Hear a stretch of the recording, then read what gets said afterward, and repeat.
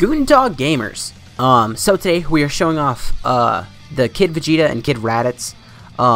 This is, I don't know why, but I'm not sure how I'm gonna feel about the unit, because as you guys probably saw when you watched yesterday's video, I wasn't a huge fan of Broly, to be honest. But I don't know, I love the kid cards. So we're gonna start off by breaking them down. If you already know what they do, feel free to skip forward in the video a little bit. If you're rocking me, let's go.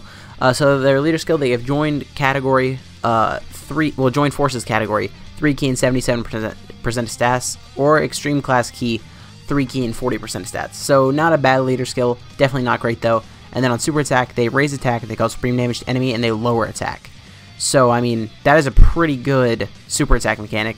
Both them and the Broly do have pretty good super attack mechanics. I would say Broly's is probably more versatile though, because you can use that in like the legendary Goku event because he raises his defense. You could also use it in Super Battle Road, whereas this one would probably be best in Super Battle Road. And that's about it, because I'm sure raising attack in the legendary Goku event is good, but it's nowhere near as good as like raising defense. So their passive, they have attack and defense plus 70%, and then they get an additional 1 key and attack and defense plus 20%, and chance to perform a crit plus 10% if there's a Pure Saiyan's category ally on the team. Well, not on the team, on the rotation, I'm pretty sure. So self-excluded. And then they launch an additional that has a chance to become a super attack if there is another joined forces category ally on the rotation as well. So pretty much if you have Broly and Paragus next to them, it's crazy because they activate both parts of their passive and they're giving 40% stats. So that's who we're going to be having next to them for most of the time. Their links, they have Saiyan Warrior Race, the Saiyan Lineage, Frieza's Army, Brutal Beatdown, Thirst for Conquest, Prepare for Battle, and Shadowing the Limit. One thing I noticed earlier today that I actually thought was pretty funny was if you just compare the links for this Vegeta and Raditz to Broly's, Broly has like the innocence and stuff, and this Vegeta and Raditz has like Thirst for Conquest, and I don't know, it's funny to me. Also, this card does have significantly more categories. We got Pure Saiyans, Youth, which Broly had, but then they also have Terrifying Conquerors and Joined Forces. So right now we're on a Pure Saiyans team, just rocking out.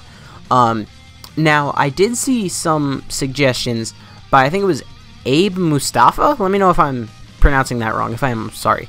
But it was pretty much him saying, hey, do the Infinite Dragon Ball History event. And for the future, I mean, that is probably a better way to showcase units than doing Dokkan events all the time. But for videos like this, like if I'm showcasing a summonable unit, I think I'll do that from now on. But for free-to-play units, I would like to keep it in Dokkan events, just because, I mean, that way they don't get completely wrecked, you know, because the Infinite Dragon Ball History event, it might start off relatively easy, but, like, by the time we're, you know, halfway through the showcase, the free-to-play unit's probably going to be getting knocked up pretty hard. Here I think I'm going to float off Turles. Actually, I'm not sure if it matters. Does Tora Easy A, does he have an Easy A on JP? I feel like he does. Either that or I dreamt he had one, and if I'm dreaming about Dokkan, that's a problem. That is a serious problem, actually. One thing I should mention, this is going to be my last video for a few days. One, because there's not too much content going on Global, and two, because I'm actually going on vacation. So, and don't worry, it's not like, oh, I'm going sightseeing in like New York or something. It's like I'm just going to go hiking a lot in like South Dakota. So I'm not going to be around people. I'm not going to be getting sick or anything. I'm even just going in my car, so it's not a big deal. Okay, so here we're gonna have a very good setup for them. Yeah, he only gives 30%, so Turles is gonna make a difference here. Do they get more attack for being in the middle? 1906 and then 1906, I would assume. Yes, okay, great. So Broly and Paragus really just do everything for them, from the Pure Saiyans part to the, you know, the, what is it called? Joined Forces part of their passive. Alright, so here, 1.39, pretty good.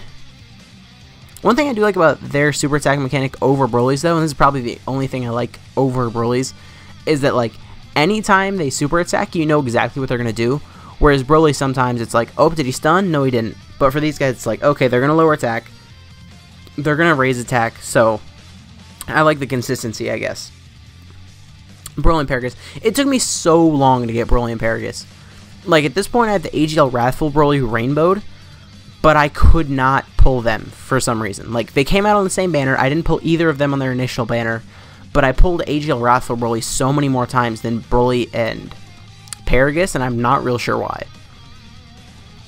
Okay, so this is not the last phase, which means... So after next turn, I think we're just going to have to finish this up, because both Evolution Blue Vegeta's transformed, which does mean we're probably going to finish off this stage this turn, and then next turn we can get our rotation with Vegeta and Raditz. And then, I mean, the turn after that, we're going to have this turn again, and I think the Evolution Blue Vegetas are probably just going to go off and probably finish off Super Saiyan 2 Goku.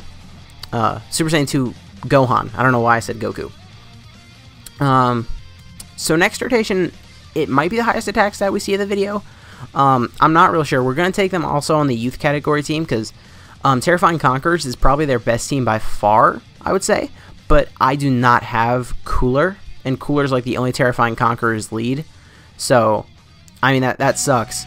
I really wish they'd put Cooler on the Beerus banner. Because, I mean, so pretty much what they did was they just replaced Cooler with Blue Kaioken. And I got Blue Kaioken first multi. And that would have been me getting Cooler first multi. And I would have really been okay with that.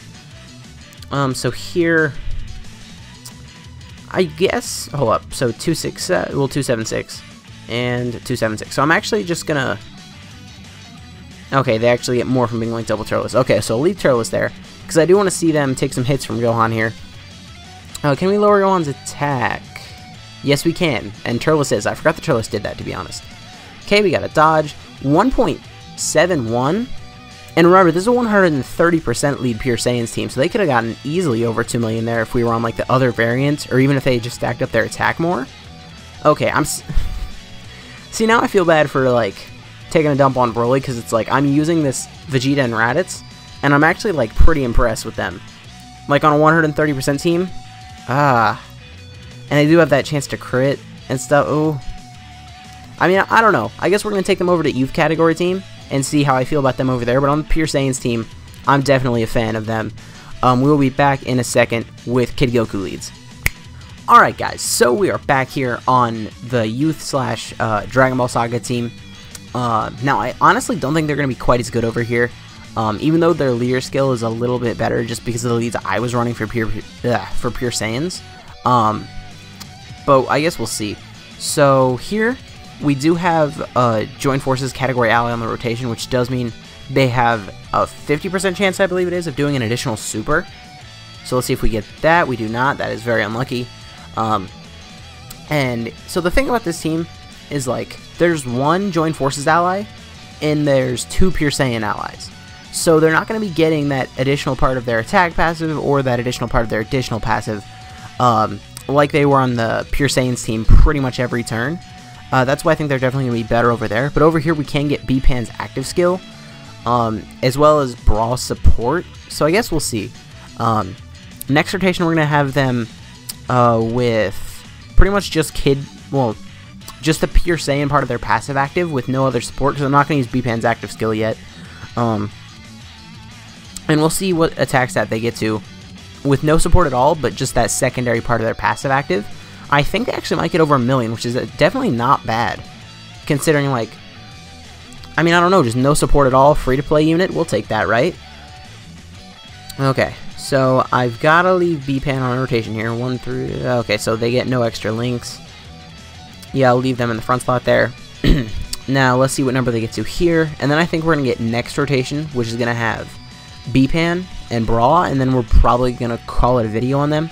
But honestly, from what I saw on the Pure Saiyans team, alright, so they're almost at 1 million here, pretty good.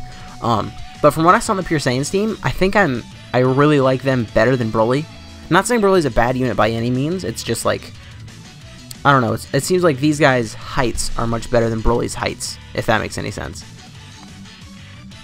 Okay, so I know we never got this Gohan on rotation with them, but this Gohan only gives 30% stats, and since he's not a Pure Saiyan, it wouldn't really do too much extra. So I think we're okay just not having him on rotation over there. And then next turn, we're just going to see what, like, their max is on this team, but I remember on Pure Saiyans, what did they get to? Like, 1.8? They got to 1.8 with, like, you know, a pretty decent chance of doing additionals. I mean... And that was also 130% led Pure Saiyans team. Like, they were very impressive over on Pure Saiyans. Alright, over here, the very last turn, 176. Do they get anything extra? No, they don't. So we're going to use B-Pan's active skill here. They don't have that. They don't have any additional parts of their passive active. So this is just their base part of their passive, but they do have B-Pan's active skill as well as Brawl support. So let's see what they get to here. I wouldn't be surprised if they actually finished off this Goku, but I guess we'll see. Okay, so they're actually taking a little bit more damage than I thought they would. I mean, they have no defensive support here at all. So our 1.46 is what they get to on the youth category team. I mean, definitely not bad, but also definitely not where they're meant to be run. Like, they were quite clearly meant to be run on either Pure Saiyans or Joined Forces. So I will take how they performed on youth for how well they performed on Pure Saiyans, and how well I assume they would perform on Joined Forces, which is a very top-heavy team, so I'm not sure if anyone would really use them over there, but if you have to, they're definitely not a bad option. So I mean, that is pretty much it. Overall, this Vegeta and Raditz, I like them a lot better than the Broly unit, just being completely honest, but none of the new units are bad. If I had to rank the 3 new units we just got, which really isn't fair, because I mean, one of them is an LR, but obviously the LR is number 1, but then this guy and then Broly, I think. But it's not that far between the LR and this guy, until the LR gets their awakening. Once Zamasu Goku gets their awakening, it's a very distant race. But anyways, let me know how you guys feel about this Vegeta and Raditz kid. If you did enjoy this video, please consider to leave a like, a comment, subscribing to the channel. My name is Blah, and I'll see you guys next time.